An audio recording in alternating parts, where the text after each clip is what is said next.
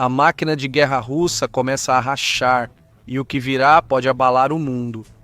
A princípio pode parecer impossível a Ucrânia vencer a Rússia, mas a verdade pode surpreender. De um caixa de guerra se esgotando rápido a táticas ucranianas que dificultam a ação central da Rússia na guerra. Esta é a verdade sobre o quão perto a Rússia está de perder e por que esse resultado pode ser ainda mais perigoso do que se ela tivesse vencido. A Rússia avança lentamente pelo leste da Ucrânia, tão devagar que levaria mais de um século até Kiev. Mas a Rússia ficará sem forças muito antes disso. No fim de 2024 e início de 2025, a Rússia teve algumas das maiores baixas diárias da guerra. No momento, o destino da Ucrânia depende de dois fatores: o apoio do Ocidente à Ucrânia e a disposição do povo russo em continuar tolerando níveis realmente apocalípticos de baixas. No primeiro fator, a Ucrânia ganhou impulso quando o governo dos Estados Unidos da América rompeu relações com Vladimir Putin em Moscou. Os Estados Unidos mudaram de postura e o presidente anunciou reforço no apoio à Ucrânia. Novos interceptores de mísseis, baterias Patriot e outros equipamentos foram prometidos, e os Estados Unidos da América deram a Vladimir Putin 50 dias para reavaliar a situação.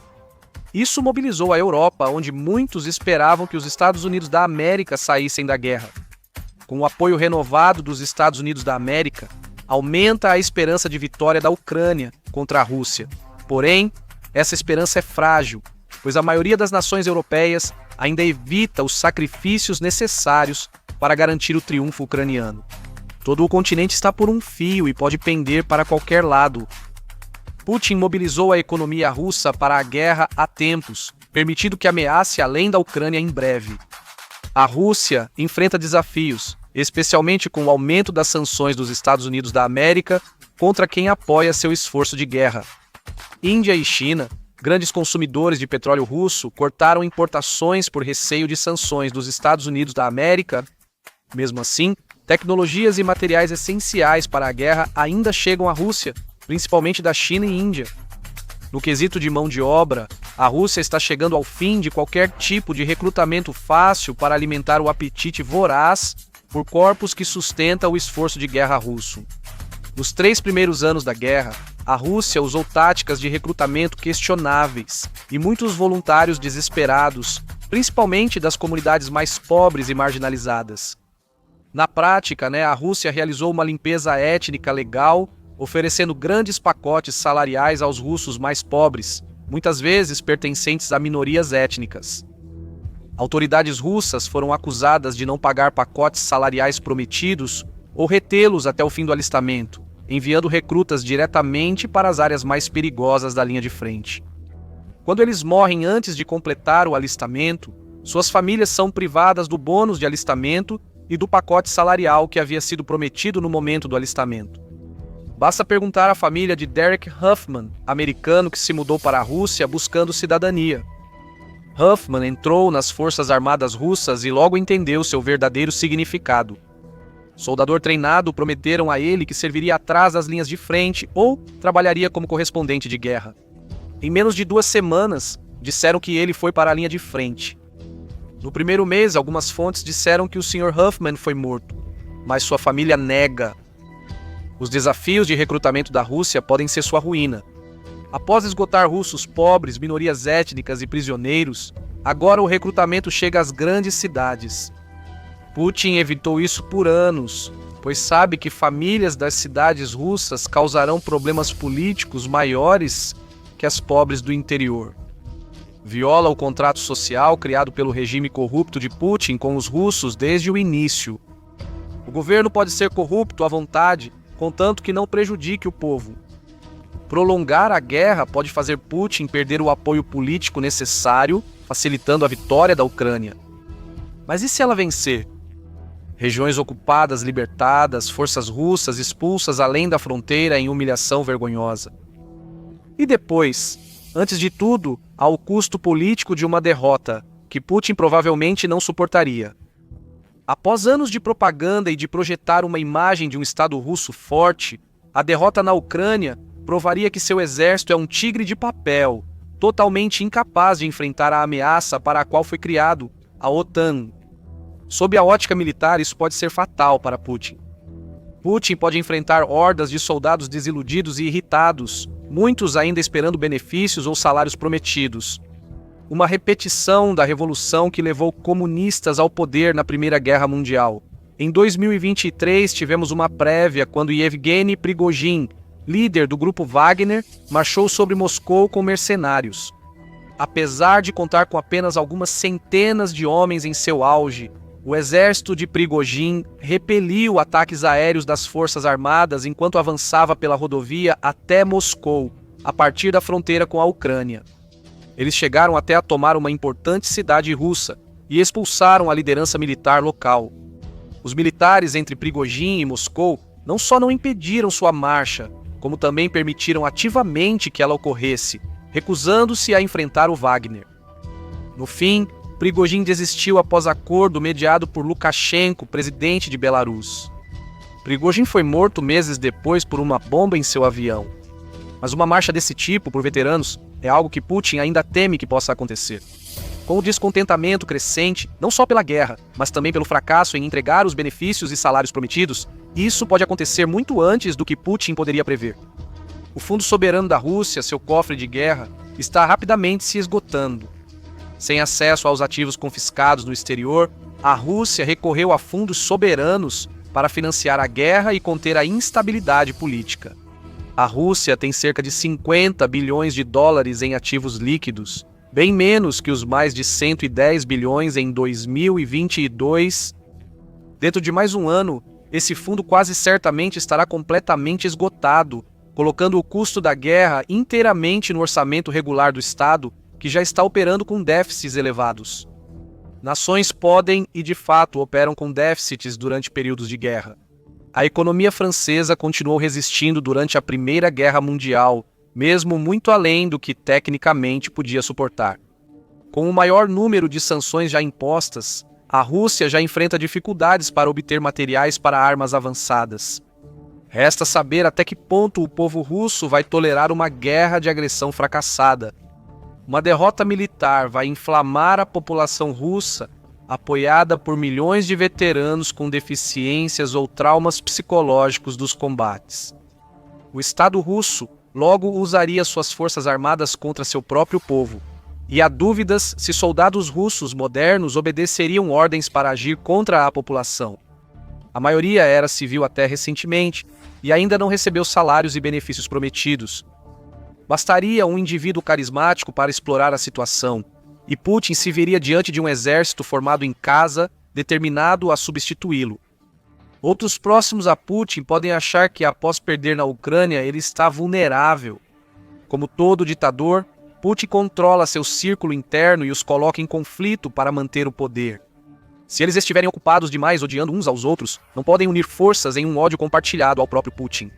Uma derrota, porém, poderia expor o quão fraco Putin se tornou e incentivar aqueles que estão à margem a agir. Putin teme o poder dos oligarcas russos e adota medidas extremas para controlá-los e intimidá-los.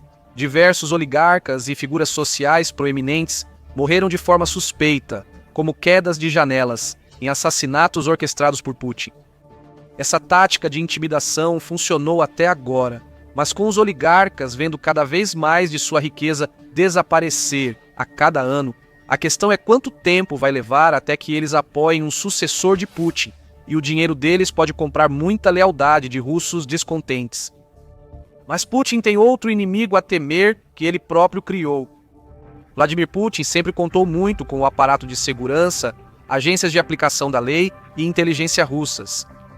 Foi o uso de agentes de inteligência russos para lançar vários atentados de falsa bandeira contra blocos de apartamentos russos que permitiu a Vladimir Putin consolidar seu controle sobre o poder. Ataques terroristas forjados e atribuídos a chechenos colocaram um primeiro-ministro pouco conhecido no centro das atenções nacionais. A guerra que se seguiu pode ter sido desastrosa para a Rússia, mas serviu ao propósito de Putin de unir o povo russo em torno dele. A partir de então, ele passou a usar o aparato de segurança do Estado para monitorar dissidentes dentro da Rússia e especialmente entre as pessoas que realmente importam no país, a elite. Por ordem dele, dezenas de dissidentes da elite foram jogados pela janela por agentes secretos russos subordinados a Putin. A inteligência e as forças de segurança foram tão fortalecidas que um possível desafiante a um Putin enfraquecido deve surgir das forças federais ou do Serviço Federal de Segurança. Outros líderes militares também poderiam fazer uma tentativa bem-sucedida de tomar o poder, apoiados por um exército de recrutas russos desiludidos e feridos nas linhas de frente da guerra na Ucrânia. Seja qual for o caminho de sua queda, Putin enfrenta muitas ameaças internas, e é por isso que ele recompensa a lealdade de forma tão generosa, apesar da incompetência evidente. O ex-ministro da Defesa russo, Sergei Shoigu, pela sua incompetência e corrupção, ajudou mais a Ucrânia do que muitas ajudas ocidentais. Mesmo assim, ao ser substituído, foi apenas transferido para outro alto cargo no governo de Putin, em vez de ser afastado como merecia.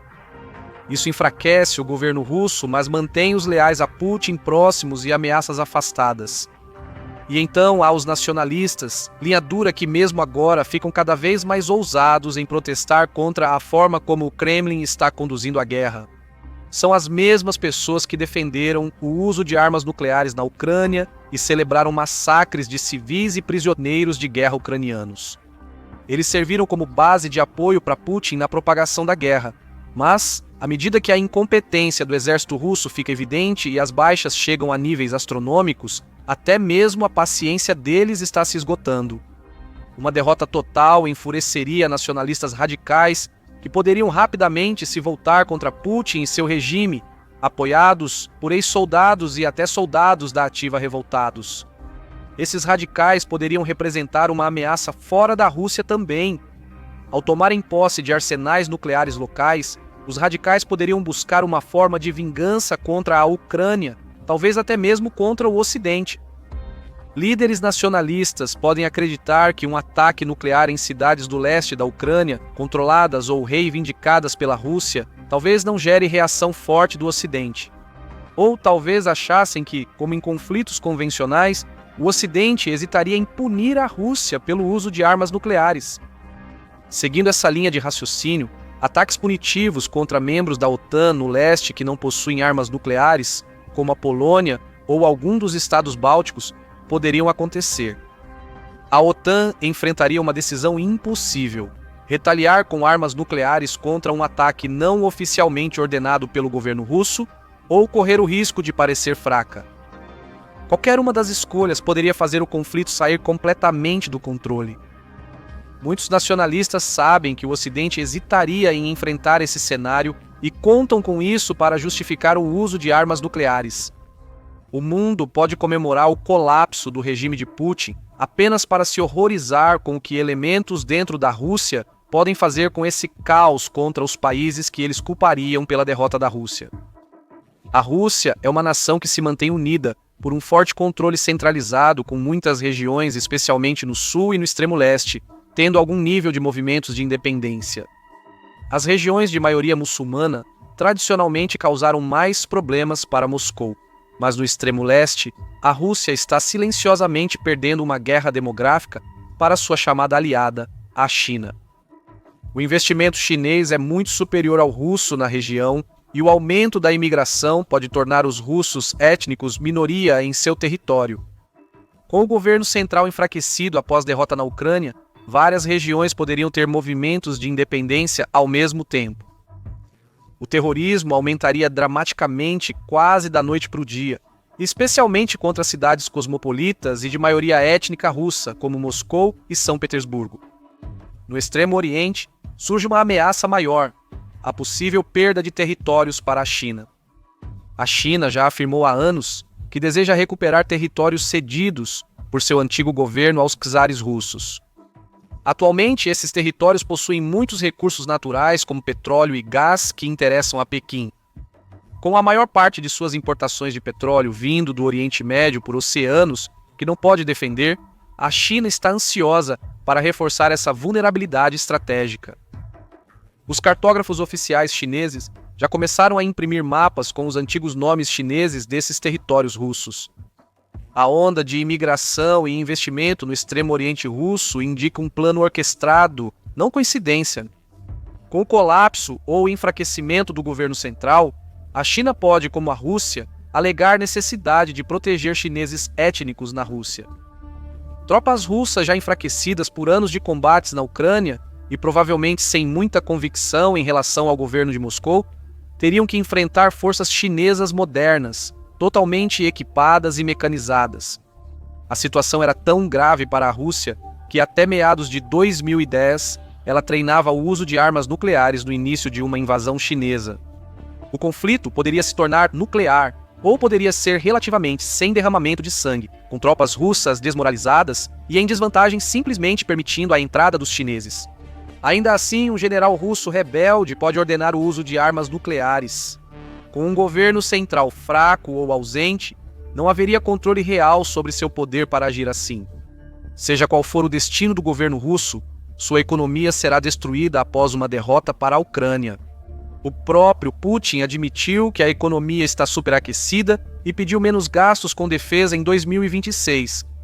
O Banco Central da Rússia anunciou recentemente que ficou sem quase todos os recursos de reserva. Atualmente, a economia está sendo mantida sem colapsar devido à mobilização em tempos de guerra e ao uso do Fundo Nacional de Riqueza, um fundo de riqueza que, segundo previsões, não deve durar mais do que mais um ano. Com o fim do Fundo Nacional de Riqueza, Vladimir Putin teria liderado uma das maiores perdas rápidas de riqueza nacional da história moderna. Mais importante, ele não conseguiria mais proteger o exército e a economia dos efeitos das sanções e da mobilização durante a guerra. As pensões para os aposentados desapareceriam da noite para o dia, assim como todos os tipos de serviços sociais em geral. Os grandes pacotes salariais dos quais os militares dependiam para recrutamento e para manter a agitação civil baixa também desapareceriam. Na verdade, esse é um problema maior do que a maioria das pessoas imagina. A sociedade russa, num exercício mental, repete o histórico de não culpar o governo pelas mortes em massa, responsabilizando as próprias vítimas. Se esse dinheiro acabar, não haverá mais desculpas para se esconder. Pessoas morrem devido à corrupção e incompetência do governo. Mesmo o povo russo, que historicamente tolera muitas baixas e para quem a vida tem pouco valor, acharia isso difícil de engolir. Mobilizar a economia russa para a produção de guerra ajudou muito a evitar um colapso inevitável. No entanto, o que Putin está realmente fazendo é queimando a vela dos dois lados. A produção em tempos de guerra pode impulsionar uma economia por anos, mas na prática, ela está se autodevorando para conseguir isso. Diferente de bens de consumo, bens produzidos na guerra só têm valor econômico se usados para a conquista. Um tanque, após construído, só gera mais gastos com combustível, manutenção e munição, sem retorno sobre o investimento. A economia russa pode parecer estar resistindo às sanções internacionais e ao custo da guerra na Ucrânia, mas é uma economia caminhando para o desastre no momento em que a guerra acabar. Sem investimento externo e fim das sanções, a economia russa não suporta o custo da derrota ou vitória. Ela precisa seguir lutando para evitar um colapso total.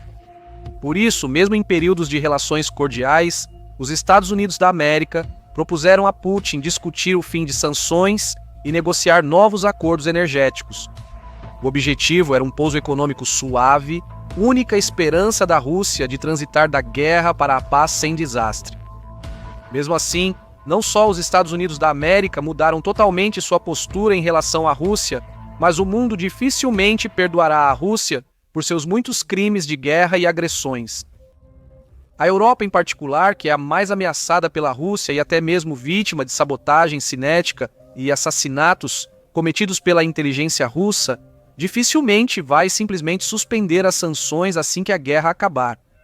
Isso significa que a economia russa está acelerando diretamente em direção a um muro de tijolos iminente, um desastre que piora ainda mais se a Rússia perder e for forçada pela comunidade internacional a pagar reparações à Ucrânia.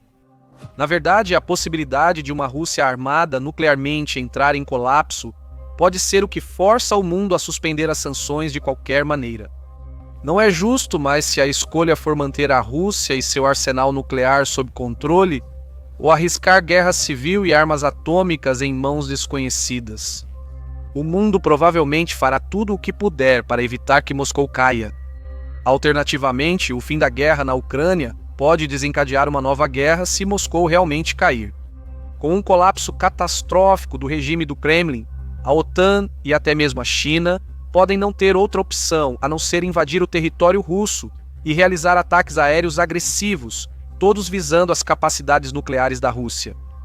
Forças especiais ocidentais, paraquedistas e talvez tropas mecanizadas poderiam invadir a Rússia para capturar instalações e estoques nucleares, enfrentando o exército russo e separatistas. Se não for possível tomá-los, podem lançar ataques aéreos em massa para destruir as instalações e estoques ali. A verdade é que existem inúmeras possibilidades de futuro para uma Rússia derrotada na Ucrânia, e a maioria delas é um pesadelo para o resto do mundo civilizado. Nunca houve o colapso de uma potência nuclear, mas a Rússia pode ser a primeira, e as consequências podem ser desastrosas para todos, em qualquer lugar do mundo. O verdadeiro vencedor do colapso da Rússia pode te surpreender. Veja, porque a China quer que a Rússia perca a guerra da Ucrânia, ou clique neste vídeo